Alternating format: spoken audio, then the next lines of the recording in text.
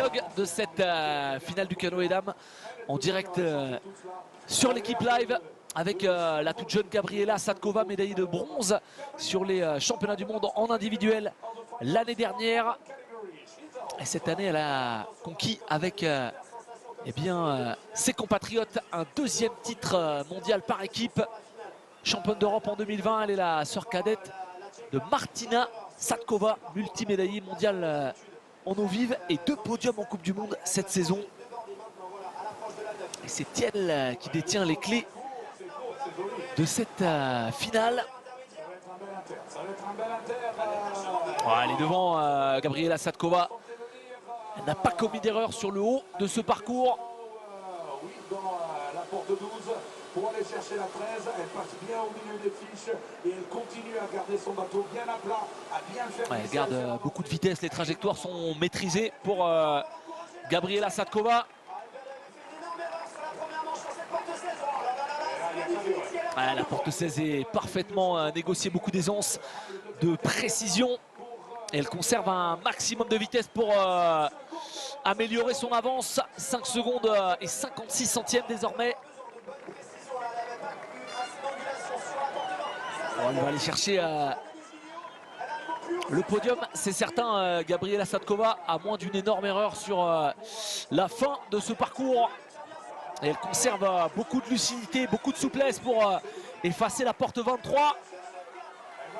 Les 2 derniers obstacles avant la ligne d'arrivée.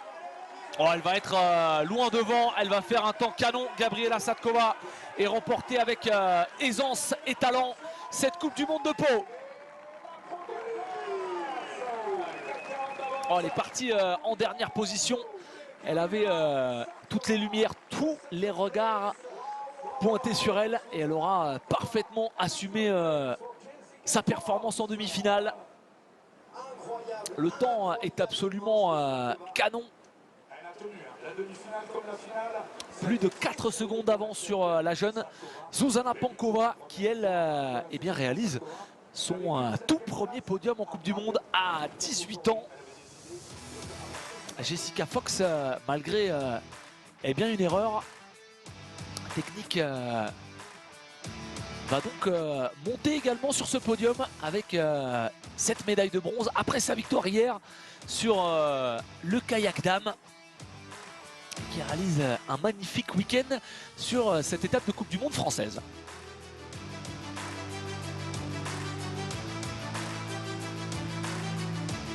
Malheureusement, ce sera une 5e place pour Marjorie Delassus. Elle qui avait terminé 8e de la première Coupe du Monde pragoise où elle était en finale. 2e de la Coupe du Monde de Cracovie. Elle était absente lors de la 3e étape. Et en tout cas, elle aura été présente sur toutes les finales. On aurait espéré mieux à domicile devant son public aujourd'hui. Malheureusement, les 4 erreurs qu'elle a commises la relèguent à la 5e position.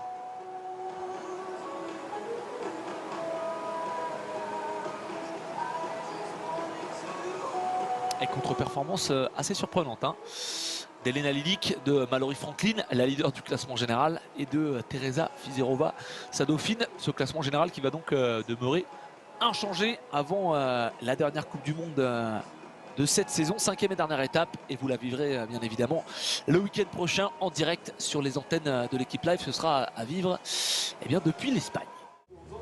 Et cette équipe de France est un mélange de jeunesse et d'expérience. En voici l'illustration parfaite, puisque c'est Denis Gargaud-Chanu qui succède à Mewen Tebliki, le champion olympique de Rio, devancé par Martin Thomas pour la sélection à Tokyo. Il n'a qu'une obsession depuis son titre olympique à Rio, où il avait succédé à Tony Estanguet, redevenir champion olympique.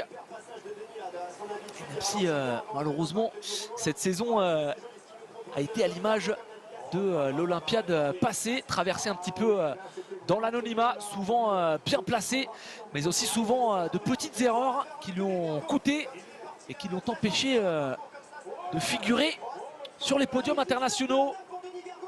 Et première partie maîtrisée pour Denis Gargaud qui à une demi-seconde d'avance sur le champion olympique de la discipline, Benjamin Savcek.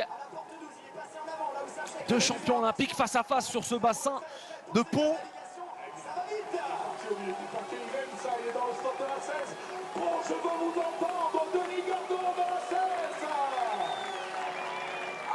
Et encouragé comme il se doit sur ce bassin de Pau, le leader de l'équipe de France de canoë,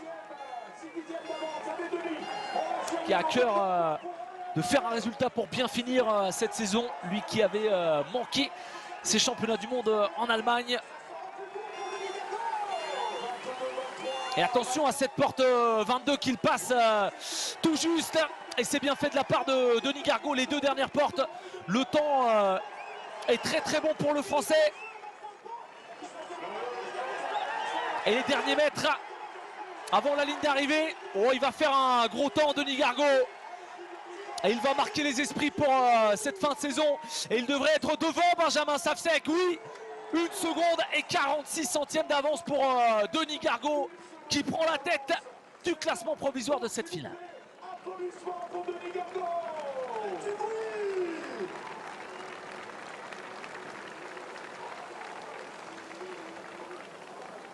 Ah, véritable montée en puissance hein, pour Denis Gargaud, qui avait manqué la finale lors de la première étape de Coupe du Monde à Prague, et qui ensuite s'était hissé au 6e rang lors de la 2e Coupe du Monde en Pologne, et il avait pris ensuite la 4e place lors de la 3e manche. Progression linéaire, régulière pour Denis Gargaud, déjà tourné évidemment vers le prochain cycle olympique, puisque ce cycle olympique ne débutera véritablement que l'année prochaine avec les quotas à aller chercher. Ce sera lors des prochains championnats du monde en 2023.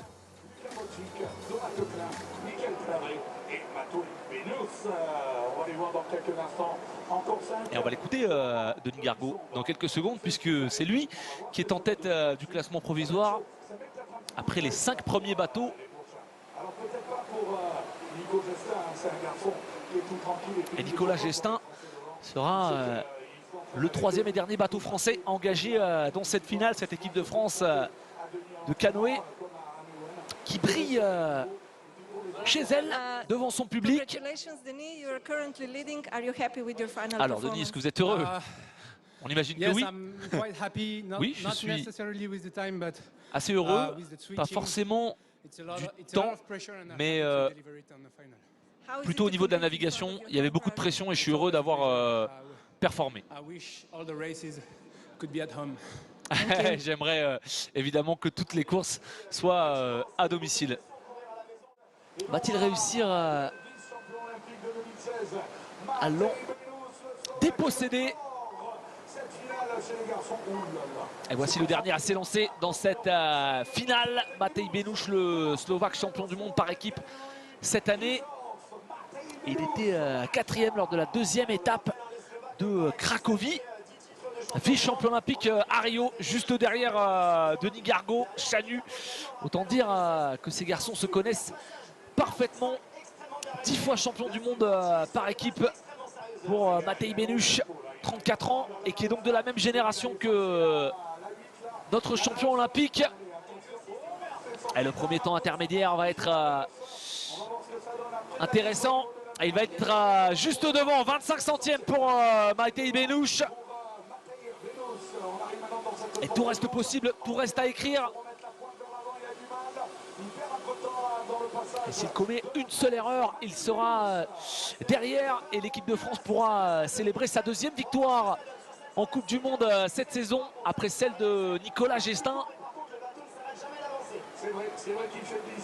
Le 2e temps intermédiaire, il va être derrière cette fois à 18 centièmes. Et la victoire française est proche.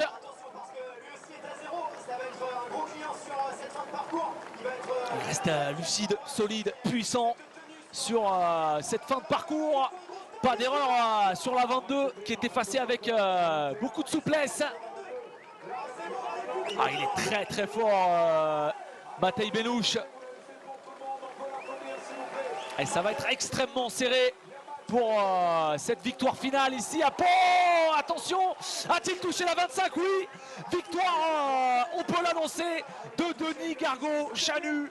Le sourire de notre champion olympique, premier podium international cette saison, première victoire en Coupe du Monde ici à domicile dans cette année qui aura été compliquée, où il aura souvent commis de petites erreurs avec de grandes conséquences. Cette fois, c'est le leader de cette équipe de France, c'est l'expérience qui parle après la victoire de Nicolas Gestin lors de la deuxième étape. Denis Gargaud-Chanu fait chavirer le public français. Victoire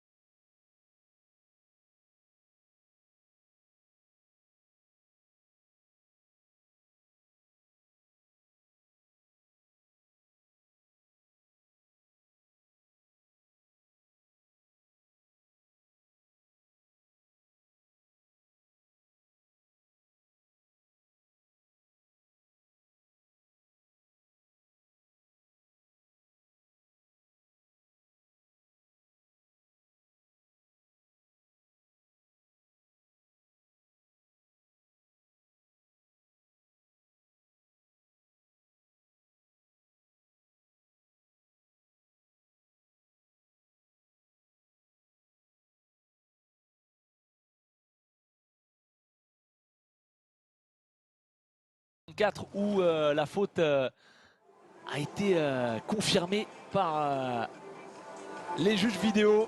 Voilà les drapeaux français au bord de ce bassin de Pau. Et on va entendre évidemment Denis. Alors, elle était difficile l'attente, j'imagine. C'est toujours difficile.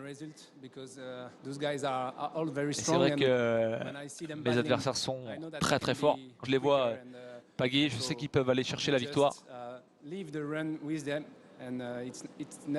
C'est jamais facile de laisser le résultat final entre leurs mains. Ouais, c'est un parcours qui vaut aussi. Ouais, j'ai des souvenirs contrastés ici, bons et mauvais. Évidemment, je m'entraîne ici. C'est toujours un plaisir de courir à domicile. Alors, je pense que la course était déjà assez difficile dès les séries.